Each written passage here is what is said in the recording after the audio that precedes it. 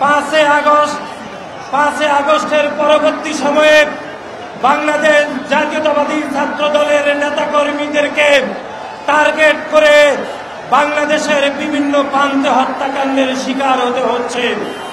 আপনারা দেখেছেন, আমরা শুরুতে দেখেছি বেসরকারি বিশ্ববিদ্যালয়ে বাংলাদেশ জাতীয়তাবাদী ছাত্র দলের একনিষ্ঠ কর্মী আমাদের ভাই পারভেজকে কিভাবে কুপিয়ে সন্ত্রাসীরা হত্যা করেছে আপনারা সবাই দেখেছেন।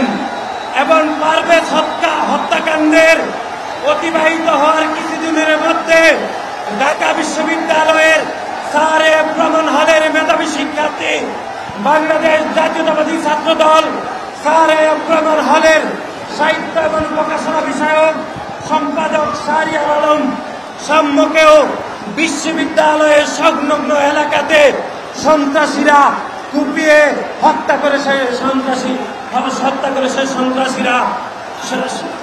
সন্ত্রাসীরা বন্ধুগণ, আজকের এই অবস্থান কর্মসূচি থেকে আমরা স্পষ্টভাবে যেটি ঘোষণা করতে চাই, বাংলাদেশ জাতীয়তাবাদী ছাত্র দলের কোন নেতাকর্মীর নামে যদি ভবিষ্যতে কোন নেতাকর্মীর গায়ে কোনো আঘাত করা হয়, তাহলে বাংলাদেশের সাধারণ শিক্ষার্থীদেরকে পাশে নিয়ে বাংলাদেশ জাতীয়তাবাদী ছাত্র দলের প্রতিটি নেতাকর্মী বাংলাদেশের প্রতিটি শিক্ষাঙ্গনে আমরা আন্দোলন সংগ্রাম করে তুলব।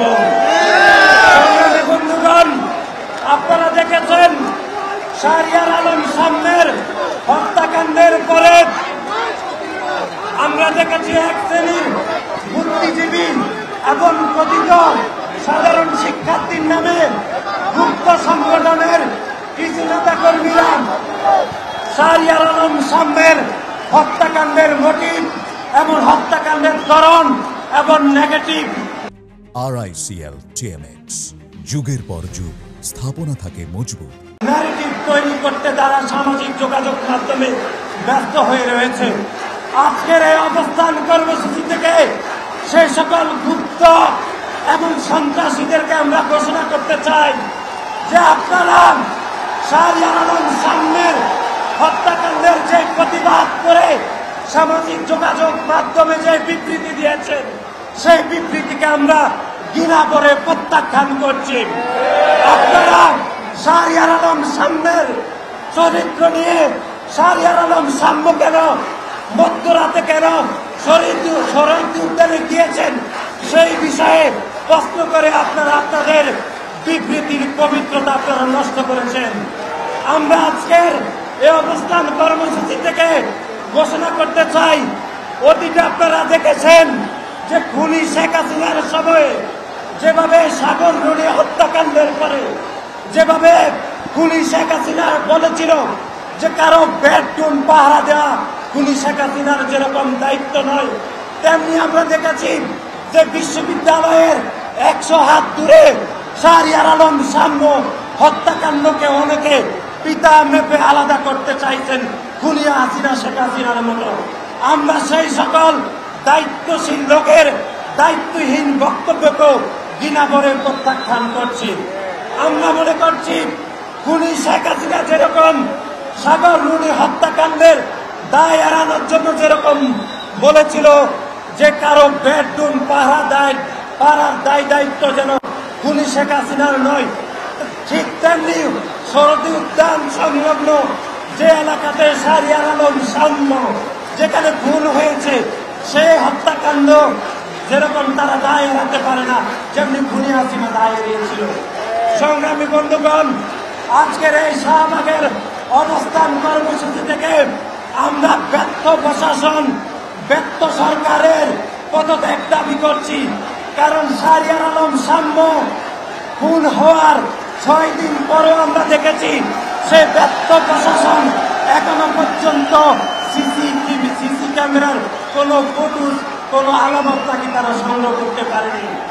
যেরকম সিসি ক্যামেরার কোনো ফুটেজ যেরকম তারা সংগ্রহ করতে পারেনি, সিসি ক্যামেরা যেরকম অকাজা হয়ে রয়েছে, ঠিক তেমনি শাহরিয়ার আলম সাম্যের হত্যাকাণ্ডের বিচারের দাবিতে যে সরকারের অবস্থাও সিসি ক্যামেরার মতো অকাজা হয়ে রয়েছে। সংগ্রামী বন্ধুগণ, আজকের এই অবস্থান কর্মসূচি থেকে আমরা অনতিবিলম্বে এই সরকারকে দ্রুত আহ্বান জানাবো, শাহরিয়ার আলম সাম্যের হত্যাকারীদেরকে অতি দ্রুত সময়ের মধ্যে গ্রেপ্তার করতে হবে এবং ঢাকা বিশ্ববিদ্যালয়ের ব্যর্থ প্রশাসন যারা পিতা মেপে হত্যাকাণ্ডের সন্ত্রাসীদের ধরার দায়িত্ব এড়িয়ে যেতে চাইছেন, তাদেরকেও আজকের এই অবস্থান কর্মসূচি থেকে আমরা পদত্যাগের দাবি জানাচ্ছি। এবং বাংলাদেশ জাতীয়তাবাদী ছাত্র দল আজকের এই শান্তিপূর্ণ অবস্থান কর্মসূচি থেকে দ্রুত ঢাকা বিশ্ববিদ্যালয়ের মাননীয় উপাচার্য, মাননীয় প্রক্টরের পদত্যাগ দাবি করছি এবং একই সাথে অতি দ্রুত সময়ের মধ্যে শাহরিয়ার আলম সাম্যের প্রকৃত হত্যাকারীদেরকে গ্রেপ্তার করতে হবে। নতুবা বাংলাদেশের প্রতিটি শিক্ষাঙ্গনে বাংলাদেশ জাতীয়তাবাদী ছাত্র দল সাধারণ শিক্ষার্থীদেরকে পাশে দিয়ে বাংলাদেশ জাতীয়তাবাদী ছাত্র দল দুর্বার আন্দোলন গড়ে তুলবে এবং সে আন্দোলনে আপনারা সবাই শরীক হবেন বলে প্রত্যাশা রেখে আমি আমার সংক্ষিপ্ত বক্তব্য এখানে শেষ করছি। বাংলাদেশ জাতীয়তাবাদী ছাত্র দল জিন্দাবাদ। শহীদ রাষ্ট্রপতি জিয়াউর রহমান অমরক। এদেশের গণমানুষের আপসীন নেত্রী দেশনেত্রী বেগম খালেদা জিয়া অমরক। কোটি তারুণ্যের কণ্ঠস্বর কোটি তারুণ্যের কণ্ঠস্বর বাংলাদেশ জাতীয়তাবাদী ছাত্র দলের সাংগঠনিক অভিভাবক জনাব তারেক রহমান। জিন্দাবাদ, জিন্দাবাদ।